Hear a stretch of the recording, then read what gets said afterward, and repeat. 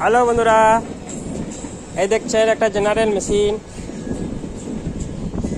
এটার কন্ডিশন এমনই হয়েছে, কোম্পানির লোক 2-3 বার এসেছে, ইন ওয়ারেন্টির মধ্যে ছিল, কিন্তু কোম্পানির মিস্ত্রি পরাজয় হয়ে বাড়ি চলে গেছে।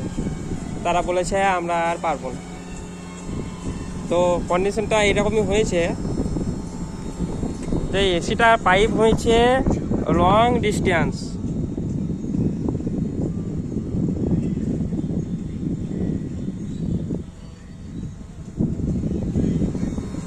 ছতলা উপরে মেশিন লেগেছে, 6তলা বিল্ডিংয়ের উপরে, আর ইনডোর আছে একদম সব থেকে গ্রাউন্ড ফ্লোরে।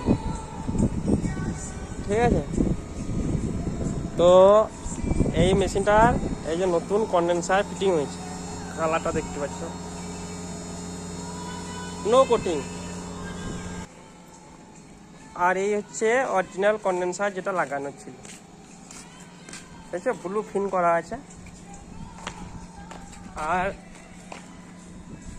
এই দেখছো কোম্পানির সব পাইপগুলো সব লিকেজ ছিল, এগুলো সব লিকেজ সব প্রত্যেকটা সব ওয়েল্ডিং করা হয়েছে।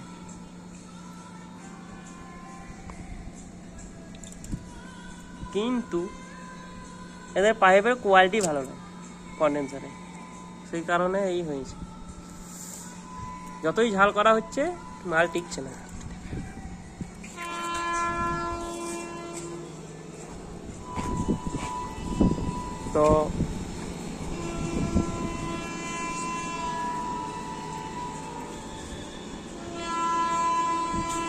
তো এই দেখো ফিটিং করার পর এরকম কন্ডেন্সার ফিটিং করা হয়েছে।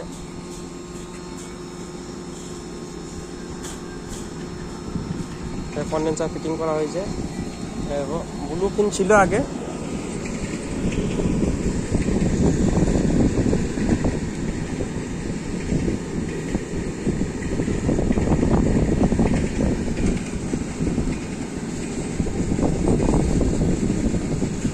এখন এটা নো কোটিং।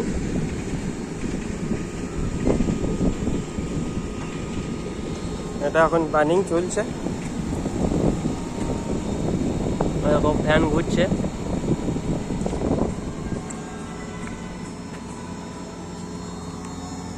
এরকম কম্প্রেসার চলছে, এরকম সাকশন ঠান্ডা হচ্ছে।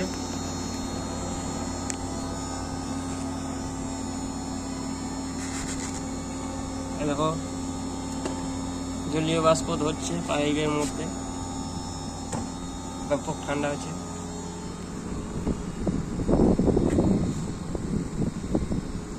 আর হিটিংও ভালো নামছে।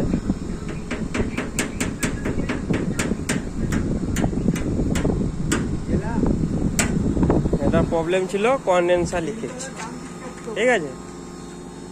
আর কোম্পানির মিস্ত্রি গ্যাস ভরে যায়, যতবার আসছে গ্যাস ভরে চলে যায়, কাস্টমার বিরক্ত হয়ে যায়। 3বার গ্যাস ভরার পর তখন কোম্পানির মিস্ত্রি বলছে আমরা আর পারবো না, তখন আমাদেরকে ডাকে। এবার আমরা এসে এটা ফিনিশিং করে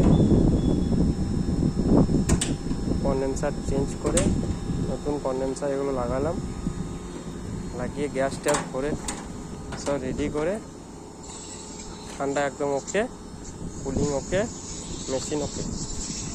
তো তোমরা যারা নতুন দেখছো তারা ভিডিওটাতে লাইক করো, আর যদি কিছু জিজ্ঞাসা থাকে তাহলে কমেন্ট করো।